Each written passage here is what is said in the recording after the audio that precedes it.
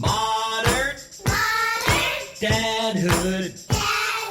Modern Dadhood podcast.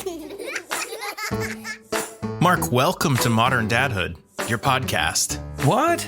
Thanks for having me. I really appreciate it. I'm a listener. I'm a big fan. I'm also one of the hosts. You've been a fan. You've been a fan since day one. Early days. Before day one, man. Since day zero. What is Modern Dadhood? Why don't you tell the rest of the fans out there listening? Well, welcome to the listeners too. Modern Dadhood is an ongoing conversation about the joys, the challenges, and the general insanity of being a dad in this moment. I'm Adam Flaherty. I'm a dad to two young women. I'm not changing that forever. I'm just said it a little sporadically in this episode. All right. Yep. Uh-huh. My young women are 8 and 5 and blowing my mind on the regular. And you? Yeah. My name is Mark Checkett, and I'm a dad to twin boy, 4.5-year-olds getting dangerously close to 5. You know, going a 5 doesn't have the same ring to it. It doesn't. You're going to have to stop that at that point. Shit. You could sort of just like hand on one like hip and just be like, I'm 5. I'm 5. Whatever. I'm 5. Hey, did you know I'm 5? Did you know I'm 5? I thought that you were segueing into something. But no, yeah. It was just a continuation of the impression of your voice. That was great. Yeah. Friends, wherever you're listening to Modern Dadhood right now, that could be Apple Podcasts, it could be Amazon Music or Stitcher. Could be Spotify, Dynamite Casts. Dynacasts. Maybe you're listening on I Spent 3 Hours on the Shading on Your Upper Lip casts. At Tina Eat the Food casts. You could be listening on Tina Come Get Some Ham pod. Please take a moment to give Modern Dadhood a rating and a review. And subscribe if you haven't, of course. But a quick rating, just a few words of a review, that 5-star rating would go a long way for us. No joke. Hey, speaking of Tina and Napoleon Dynamite, you're never going to believe who our guest today is, Adam. If you tell me that it's the actor Aaron Rule who played Kip Dynamite, I'm going to freak. If only. But unfortunately, we actually have the real true star of the film, Napoleon Dynamite. Jon Heder will be on the show today. Some of our conversations stay pretty kind of high level, and some of them go pretty deep. And man, Jon Heder is a very thoughtful. I don't know. How would you describe him? Here's what I liked about hanging with Jon was that we fell right into a natural conversation. He was just a real person, as different as he is from us in many ways. And you'll hear some of those ways in the interview. I mean, not the least of which is the fact that he is a famous actor, but he was just a great person to talk to. And clearly he's spent a lot of time thinking about fatherhood and parenting and his relationship with his kids and his relationship with his parents. And it all came through in the conversation. I had heard him when I reached out to try to book him on Modern Dadhood. I'd recently heard him on Pete Holmes's podcast. You Made It Weird. And I just loved that conversation. I mean, I think Pete Holmes is really fun to listen to no matter who he's talking to. Yeah. But hearing him go back and forth with Jon Heder, I was like, there's a lot of depth there, which I think could easily be overlooked because he looks and sounds like this character that he's become so famous for, Napoleon Dynamite. Yeah. There's a lot there. And it was definitely one of my top conversations that we've had on this show. Yeah. Easy. We'll be sharing our recent chat with Jon Heder just a little bit later in the episode.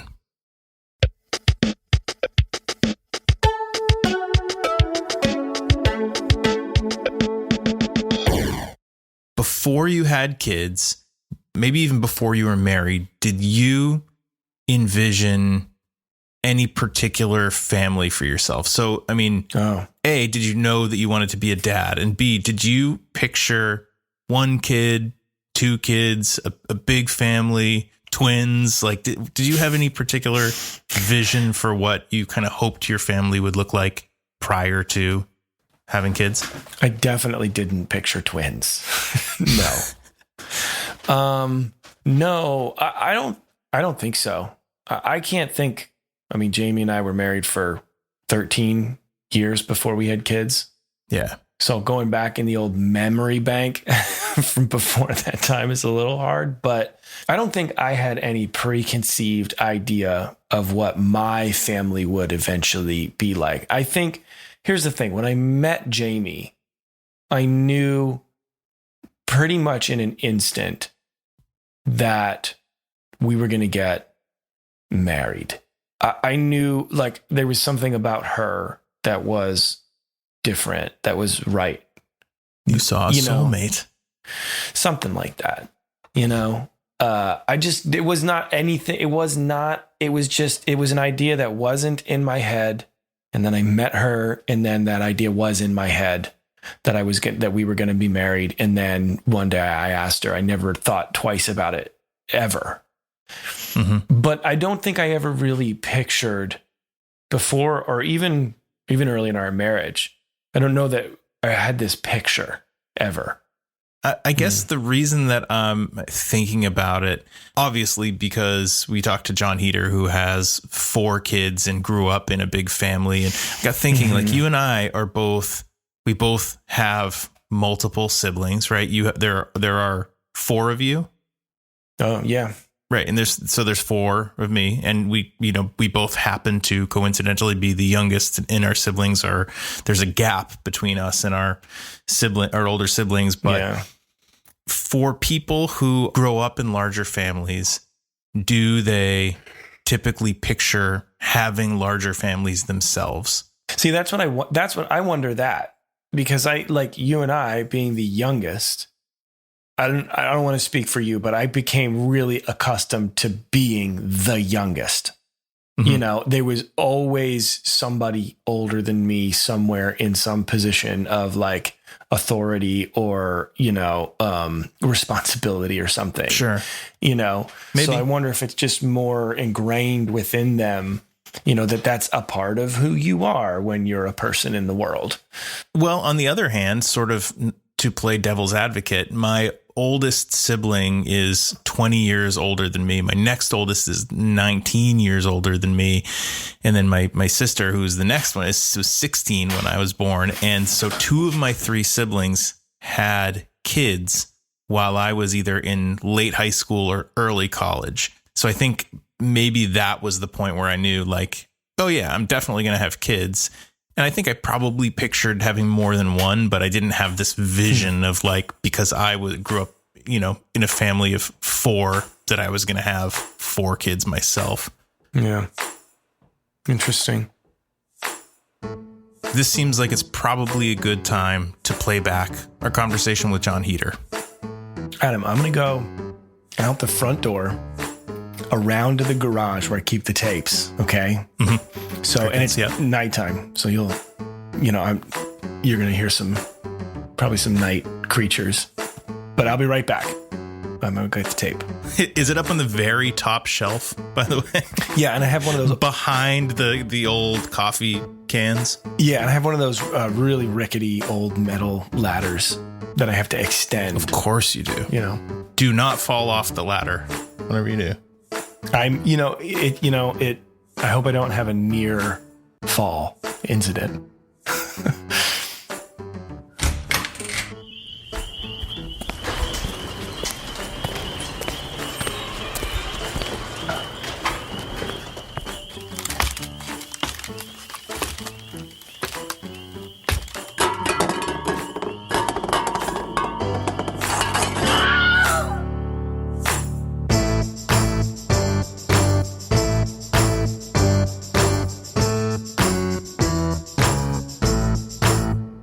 Jon Heder is an actor who has been in many films and TV shows over his career, including Blades of Glory, Mama's Boy, the newest installment of the Tremors series, and is best known, of course, for playing Napoleon Dynamite. Jon is a dad of 4 children, and we are super stoked to have him on Modern Dadhood to talk about all manner of things from kids to NFTs. Jon, it's a pleasure to have you. Thanks so much for joining us. Thank you for having me. 4 kids. Can you run us through their ages? 15, 13, 8, and 5. 15, 13, 8, and 5. And you're an identical twin, right? Yeah. Yeah. I happen to have twins. Oh, yeah. They're not identical, but Fraternal twins can be hereditary. Identical twins, not. Huh. wait, say it one more time. Fraternal twins are hereditary. I guess it's like what causes you really need extra eggs. Yeah. It's just extra eggs that are produced at the time. So that can be hereditary. But identical twins are not from 2 different eggs. So you'll see twins have other twins, but normally it's fraternal. They're fraternal twins. Yeah. I learned something new tonight. Yeah. I feel like I should have been better informed having twins of my own, but they're 4.5. And so I'm still kind of foggy about just about everything in my life. Like, they take up a lot of time and effort and energy. Yeah. When you get 2 for the price of 1. Yeah. So that's great. But then, you have the headache of like, I can't imagine like what my parents still had to, it was so hard having, doing diapers, and you got 2 of them at the same time. But then again, like if you were like me and my brother, we were like playmates our entire childhood. So my mom was actually like, in the beginning it was tough, but after like by 3 years old, you guys were kind of the easiest because you just always played with each other. You just kind of hung out and you did your own thing. And we didn't really have to like watch over you that much, if that makes sense. The built-in best friend. We kind of hear that a lot. Although I refer to my kids as built-in best frenemies because my Lord, do they fight. Yeah. Well, maybe the spacing apart is it's like you think you can make plans. And obviously, there's those who truly try to plan every single step of the way. There's so many times where I wish my kids were all closer in age, so that those phases, like the diaper phases or this or that, and the hand-me-downs are easier. You could do this or that. But then having the older one, she was able to babysit much sooner. Oh, yeah. And we had little ones, so they can babysit. And, right around the corner, they're going to start driving. Oh, my God. Start taking the kids places. I see that all the time in other families. So it's like... I feel like I'm getting anxiety just hearing you say it. So, one, the idea of having your kid, drive away in a car, but then to be responsible for your other children, it's like, oh, my God, is that terrifying? No, I don't. Well, I mean... it is and it isn't. I guess it is. It really is. I rarely stop to think about it because it was just such a normal thing. Like when I grew up, we all got our licenses and we all did that. Yeah. We'll probably, that first year when they have their learner's permit, you have to like monitor. You have to be with them. And really, once you got that trust, then Then it's like, it's like one that. Right. You're trusting your own kid's ability to drive safely is one thing. But I mean, the cliche thing to say, but it's so true, is like it's other people. It's like other distracted people. Right. Right. Oh, yeah. So you brought up the notion of like planning or maybe not planning, or trying to plan. But you kind of come from a fairly large family. You have several brothers. I mean, we talked about your twin brother, but there's more in your family, right? Yeah. There's 6 kids. I have 4 brothers and 1 sister. She's the oldest, and then there's just all brothers. Yeah. It was an interesting dynamic because she was like the all-American, like cheerleader, popular girl. She kind of did her own thing. And there's all the brothers who kind of like just banded together and, gave her. Well, I would have said we tormented her, but we were almost young enough that we could have separate enough lives. Yeah. But I wonder if growing up in a larger family, And also a family that was, I mean, you grew up and I think are still part of the LDS church, right? Yeah. Yeah, correct. I'm sure family is kind of central, probably, yeah. right? So did you sort of start thinking about building a family of your own early on in your life? Definitely. I knew from when I was a kid, but it was such a part of having a big family was part of that. And it was never like, oh, you guys are going to go have, tons of kids or anything like that. It was just like family was so central to everything, in the church, in a work, at home. It was just everything. Seeing how my dad raised us, seeing how my mom raised us, and that whole concept was just like it was number one. Yeah, it was number one. Mm-hmm. So I knew it was always just in my blood. It's like, oh well, whatever I'm going to do as a job, but 100%, I want to get married. I want to have kids. I want to be a dad. The biggest thing I have learned is I thought I was going to be like a professional dad. Because I wanted it for so long since I was a kid. And it wasn't so much I had a vision board in my room where I'm going to be a dad. It was just kind of more like second nature. Like, oh yeah, I'm going to be a dad. I took so much of it for granted, especially getting into the entertainment industry, where I feel like, maybe in Hollywood, people aren't starting families that early. People aren't even getting married that early. And I felt like almost on purpose, like a black sheep. I mean, I got married before I did Napoleon Dynamite, right before I did Napoleon Dynamite. And so it wasn't like I was trying to go into the entertainment industry equipped that way. It was just like, no, this is what I want to do. And this is what I want to do. I want to do both of things.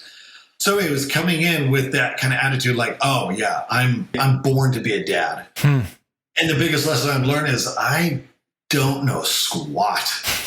And I just so overestimated my abilities. This is so much harder than I thought. This is so much tougher. It's absolutely rewarding. But, I always did it for the rewards, knowing it's just going to be a given. Yeah. Not realizing that some of those rewards are going to come after experiencing those hardcore trials. The reward is like that instant joy and happiness that you get, right? You both know what it's like. And you're just like, this is that reward. And you think this is going to be that reward for the rest of your dadhood. No, not at all. It's like, there are times where you're like, this kid sucks. Why do I hate them? Yes. You have to go through the muck and the mire first. It's so much harder. That's so well said, too. It's perfect. So you got married right before Napoleon Dynamite. Yeah. And obviously that movie became something really big. Yeah. A bit of a cultural phenomenon. Oh, shit. All of a sudden that word is really hard. Phenomenon. That's the one. We're going to edit that stuff out. Phenomenon. We're going to edit that out, Adam. I just wonder, was there a moment there where you kind of looked at that and you thought, oh man, things are really taking off in this part of my life. How is that going to affect this other part of my life, this dad family part of my life? Yeah. Was there a point where you were nervous or anything like that? Not so much nervous. I've always been very, I say blessed, because I see it as a blessing. And some people, sometimes I wonder if that's naivety or if that's not ignorance, but I feel like I've been blessed with the ability to handle stress or stressful situations by not really stressing too much. I kind of take everything with ease, or at least with an optimistic outlook and approach.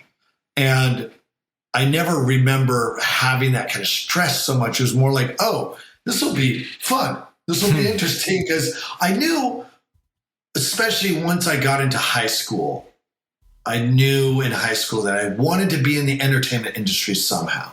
I didn't know whether it was going to be acting or directing or writing or something. I wanted to make movies. I wanted to do animation. I wanted to entertain, and I wanted to be creative. And so I was somewhat prepared, knowing that I may be working in this industry where there may be exposure in that way. Again, I didn't know until acting was kind of on the side. It wasn't until college that I realized, oh, maybe there's something there. And people seem to respond to me being on camera. So, but yeah, no, I remember thinking, oh yeah, this will be fun. I really did see it as like, this is going to be fun. I know I'm going to be a dad. I know I'm going to be a dad. I want to be a dad. And I get to be like, have that dad life, but in Hollywood or in this industry. And that could be really interesting. I'm sure there's going to be challenges, but I wasn't really thinking of that. I just always kind of saw the good. I mean, that's a great perspective. You know, I think, obviously, like you would soon be in high demand. You know, your time would become very precious, you know, and depending on what roles you were offered and what roles you accepted, like you could be away from home for months at a time, right? Yeah. So especially early on after you and your wife started to have kids, how did you manage that balance? Well, when I mean, right in the beginning, you know, my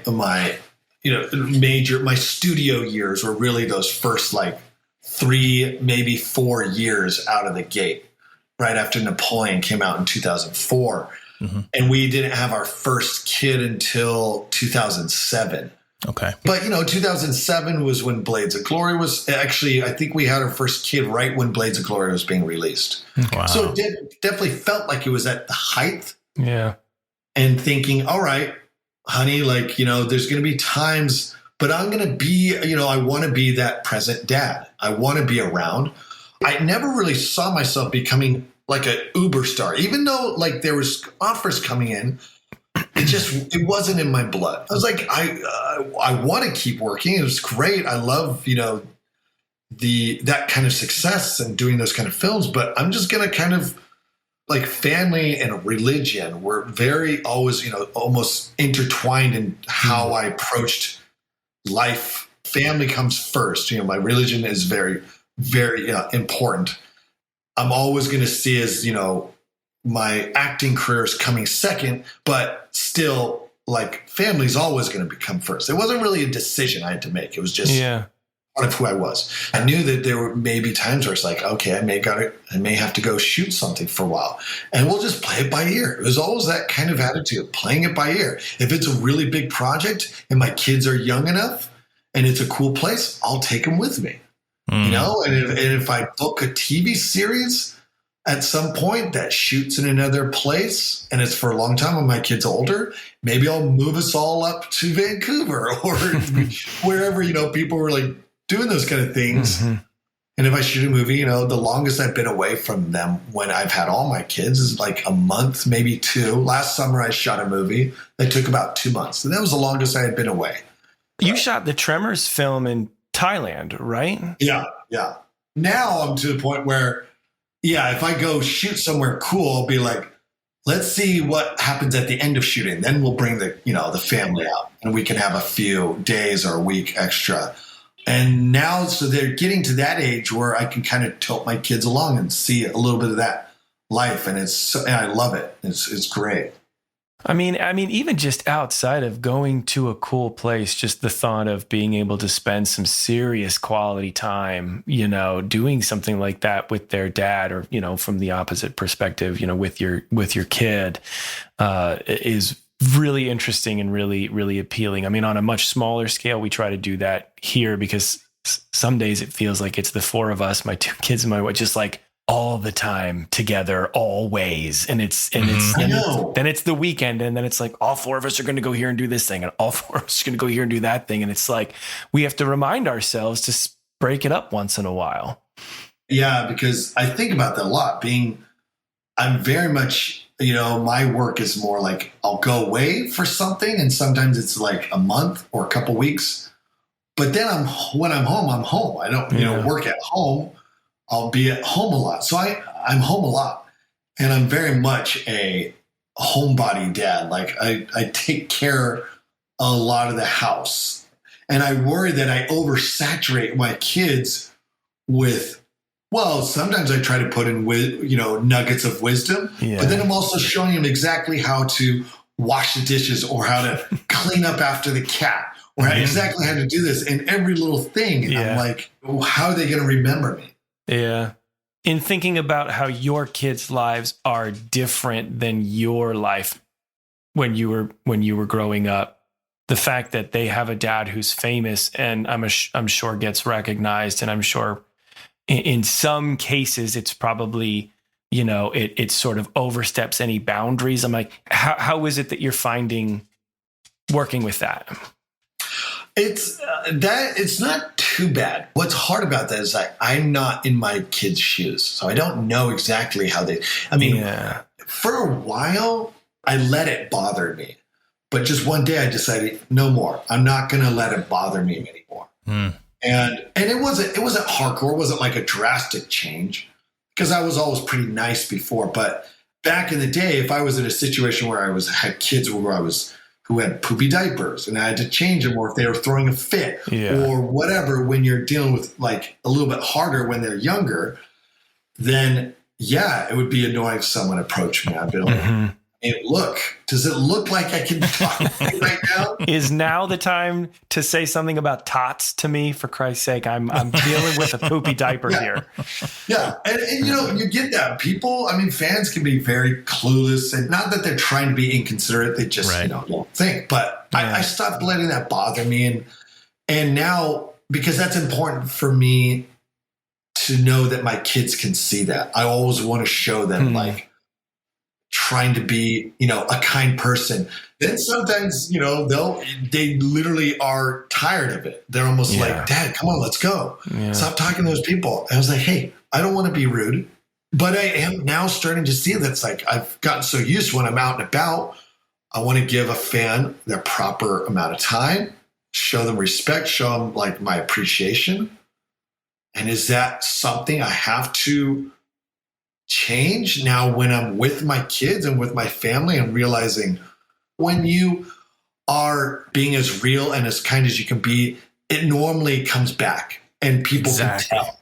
People can see, okay, hey, I don't want to bother you. You're with your family. I'm like, yeah, no problem. Thank you so much. And right. On one hand, you're demonstrating this like politeness and respect for anybody, which is like a great thing to model for your kids. But on the other hand, are you doing it at the detriment? Are you like disrespecting your family, by doing that, by taking time away from them? What an interesting conundrum. Yeah, it is. But there is a way, I believe there is a way to find that balance. Now that we moved to a smaller town and out of LA, you can be a little bit more normal. It's an interesting thing, the thought of like, I don't know about you guys, but like, I sort of sometimes I look at a situation and I go, I know exactly what you're going through because I've been through it. And it's really hard in those moments to then stop myself in instances like that before I brush past that to the next thing, to actually stop and think, but wait a minute, they're their own person. They're growing up in a world that is different than the world that I grew up in. Yeah. Their dad, me, is not my dad. They never even knew my dad. Like these associations that you bring with you that kind of get you to that point where you go, hey, buddy, chill out. I've been exactly where you are in your shoes. I know what you're going through. Let's get past this. It's really hard to stop in those moments to remember that they're their own person trying to find their own way in the world. I don't know if that's making any sense. No, it totally makes sense because it is, I say, being a member of our church, you have access into the lives of a lot of families. And sometimes you see that pattern. You see a dad who was raised a certain way. He raises his kids the same ways. And you can see that they see their father the same way that he probably saw their father. And it's almost like just a rhythm that just happened to line up. But like you said, like in my instant, I think about that a lot because, and that's the hardest part. I have my expectations of how I was raised. Yeah. My dad was such an incredible example to me. He was a doctor. He was kind and giving and so humble. And everybody just had this great respect for him and love for him. And that affects me to the core. And so I feel like, well, dude, like this is not how we did it back then, or this is not. I'm a way different dad than my dad because I'm a different person, and therefore I'm a different dad, a way different. So there's that. And you're right. It's a completely different world than it was 10 years or 20, 30 years ago. And they're being raised in that. And so it's a completely different experience. I have to take that into account every time. And more recently, I've found myself falling back. I was like, maybe I don't know how to do this. Maybe I don't know how to do this or the best way to approach this. So I'm a little lost. So if I can fall back on certain things, which is, I mean, this is going to sound obvious, but it's like love. Just like love your child unconditionally.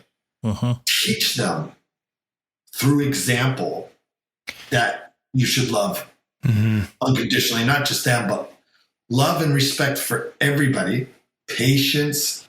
And sometimes I always thought I was going to be able to take these more descriptive tools into my dadhood. It's like you get this toolbox, from your dad, and you have all these tools, and I'm going to use it. And it's more like, no, I'm just going to have my screwdriver and my tape measure and dump everything else out. Yeah. Because it's like, that's not going to work here. That's not going to work here. That's not going to work here. But there's just a couple basics. You got your screwdriver, you got your wrench, you got your T-square. No, T-square you got to throw out. You got to get rid of your stud finder, right? Stud finder always, yes. Yes. I love this. The things that you listed, Jon, I mean, they are universal.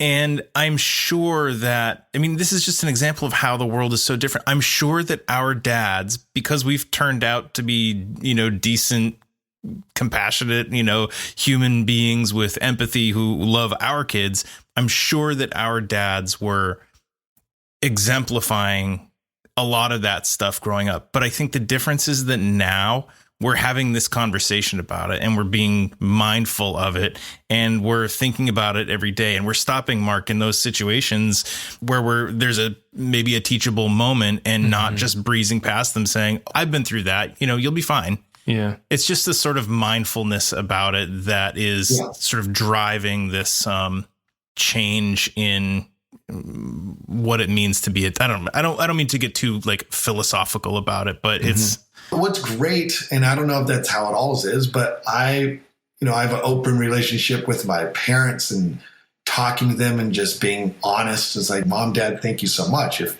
it was bad, maybe it'd be more awkward and I wouldn't be able to talk as much. But we can also say, sometimes I wish that we did this a little bit more, this or that. But at the end of the day, I know I'm grateful.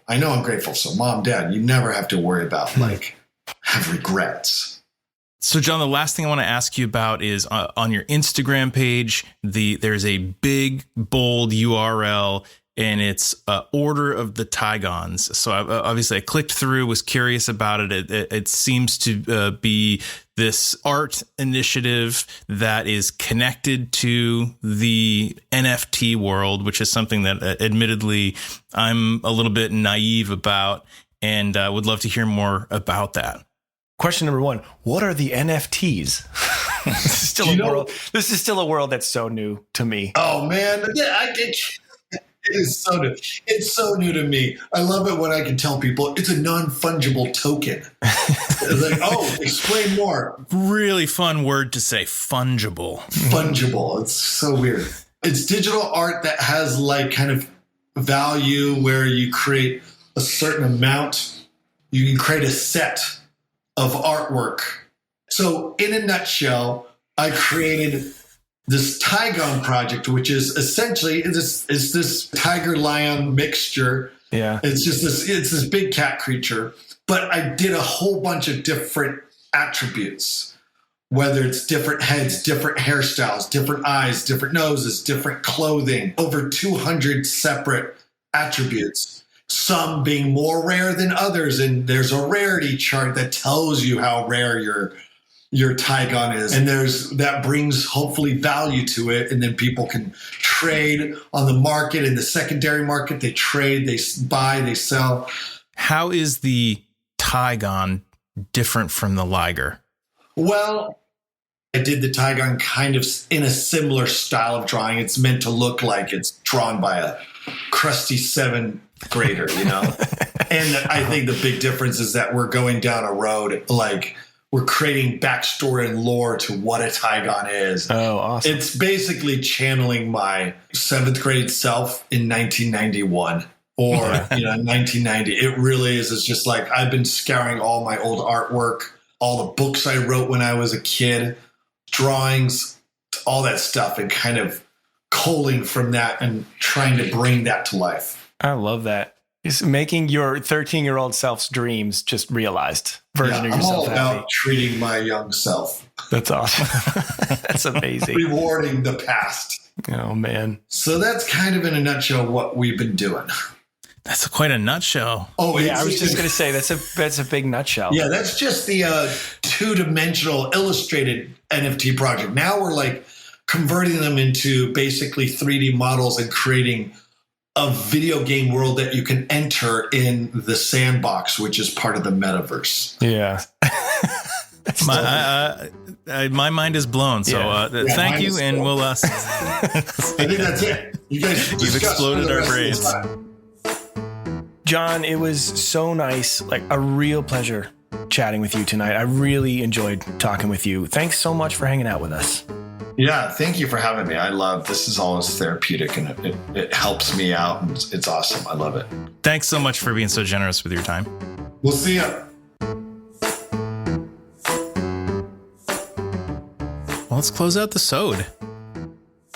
Let's close out the sode. It is time. It's time for the closeout, the sode closeout. By the way, you had a near spill on that ladder in your garage. Did you hurt yourself? Did you pull anything? Well, there's part of my left side is almost always numb. Okay. Just from being old. But yeah, my ankle, a little twisted down there. I'm gonna stay off it for a couple of days. Oddly enough, in those moments, in those dark moments, I thought of you, of all people. Really? Yeah, but I'm good. Thanks for asking, man. I'm good. Good now. Well, dads, thanks for listening to the episode. Thanks for listening to the episode. There it is. Of Modern Dadhood. And again, wherever you're listening, Apple Podcasts, Stitcher, Spotify, Amazon, wherever you're listening, please do give us a quick rating and a review. Even just a few words makes a big difference. Also, we politely challenge you to tell a friend about Modern Dadhood, because word of mouth is better than any review. You know what I'm saying? Yeah, tell your friend Pedro. If you're ever out there on social media, you can find us on Instagram, Facebook, got a YouTube channel. Look up Modern Dadhood on LinkedIn. You can check us out on LinkedIn if you're into the business relationships. Yeah, but do check out YouTube because, man, our thumbnail game is on point these days. It's really getting something. It's really, you're right. I agree. On our website, moderndadhood.com, you can find every episode of the show, and you can also purchase for yourself or a loved one a Modern Dadhood t-shirt or dad hoodie. Every order ships with a Modern Dadhood sticker, so don't forget that. You could put that on your laptop. You could put that on your radio flyer wagon. You can also drop us a line at hey, that's HEY at moderndadhood.com. You want to do some thanks? Some thankies? Well, I'd like to say thank you to Casper Babypants and Spencer Albee for all the incredible music that you hear on moderndadhood.com. Also to Pete Morris at Red Vault Audio. RedVaultAudio.com. RedVaultAudio.com. Sincere thanks to Jon Heder. I can't say enough how nice and fulfilling and delightful of a conversation that I hope he's a guy that we can stay in touch with. Mark, your final thank you. Finally, thank you out there for listening. Podcast. Just a modern.